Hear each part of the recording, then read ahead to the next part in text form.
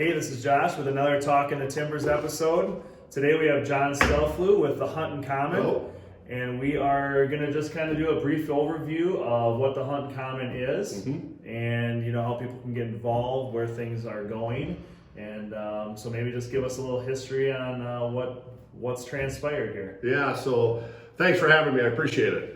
Common started from a podcast that you used to listen to, I listened to, called the Hunting Collective. Ben O'Brien hosted that podcast, and kind of through a strange twist of events, we ended up with this organization called the Hunt in Common, which is a mentorship organization. And our goal is to get folks into the outdoors, whether that's hunting, whether that's foraging, whether it's picking berries, whatever it is. Our goal is to get folks into the outdoors, and we want to do it in a sustainable manner. It's been proven that the one and dones don't work, and that's what we don't want. Is we don't want the one and done. So we want to teach folks how to do this, so that they can create a lifetime of memories hunting and fishing, like you and I have been able to do in our life. So. Yeah. We're working through that. We've got elected officers. We filed for a 501c3 nonprofit. We just come off of our first internal fundraiser. So in short order, you'll see a full-blown website. You're going to see a logo, a mission statement. The website's going to be thehuntincommon.org. We've already got the domain secured, and look, we're ground level right now.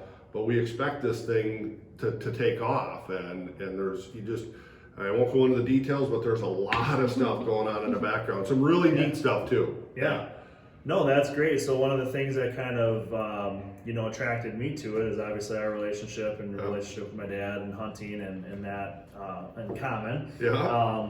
But also just how do you get not only youth but middle-aged, elderly people that want to experience the outdoors?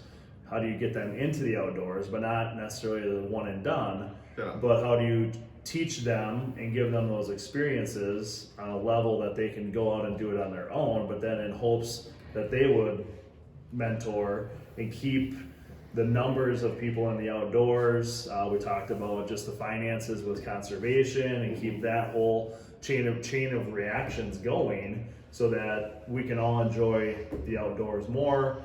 And we can hopefully build this into something that's enjoyable for everybody. It's a good question, and it starts with the program that we're piloting right now with about 22 people across the nation, and we've created a 10-step program that's going to teach folks of any age, exactly how to hunt whatever species it is they're interested in hunting, all the way from game identification to processing game to cooking game. Yep. Part of it includes reading a couple of pretty important books if you're into conservation. One is Land County Almanac, which is written by Aldo Leopold, and another one is North American Model Wildlife Conservation, that's going to be required reading for the program.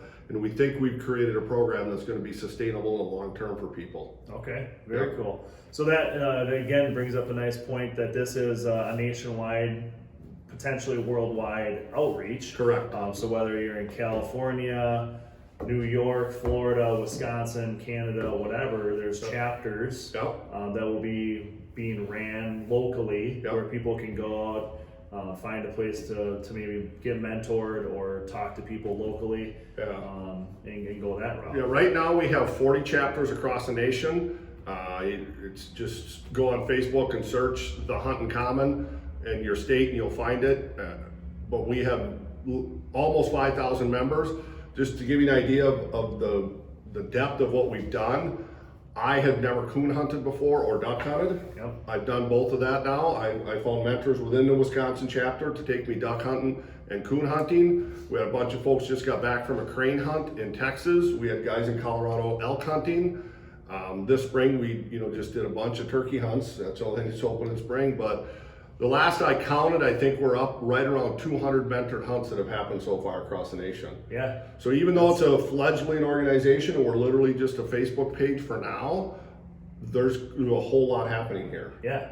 Yeah, and it's only going to obviously take traction as more hunting seasons come about, and it's not, again, just hunting, it's outdoors. Yeah. So as morel season and ginseng and all those other things that you maybe don't always think about. Mushrooms, not just morels. I learned a lot about pheasant backs and oysters and golden chanterelles. So it's I've spent 40 years in the outdoors and thought I knew a lot, but man, I don't know hardly anything compared to some of these other folks. So it's been really fun for me. Yeah, well, and that's again another good important point is there's a lot of people out there with different knowledge, experience, things that they've learned from doing that a lot of us just haven't. We seem to be hyper focused on what we were brought up into and not necessarily different, pheasant hunting, morels, mushrooms, whatever it happens to be. You kind of get pigeonholed into one thing, and that's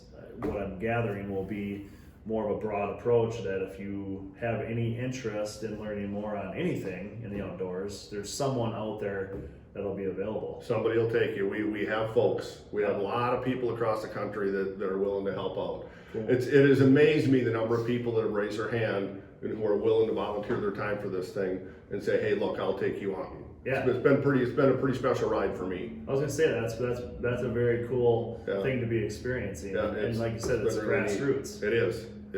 Yep. So you haven't even busted the surface yet. No.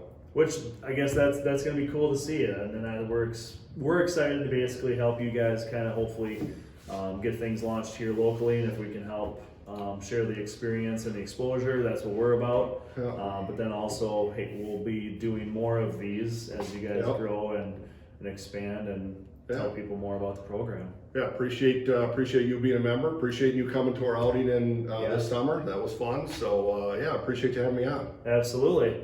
Well, hey, that was Josh and John with the Hunt in Common. We appreciate your time. If you want more information, make sure to check the links below. And also be sure to make sure you follow all of our social media pages and content. We look forward to seeing you next time.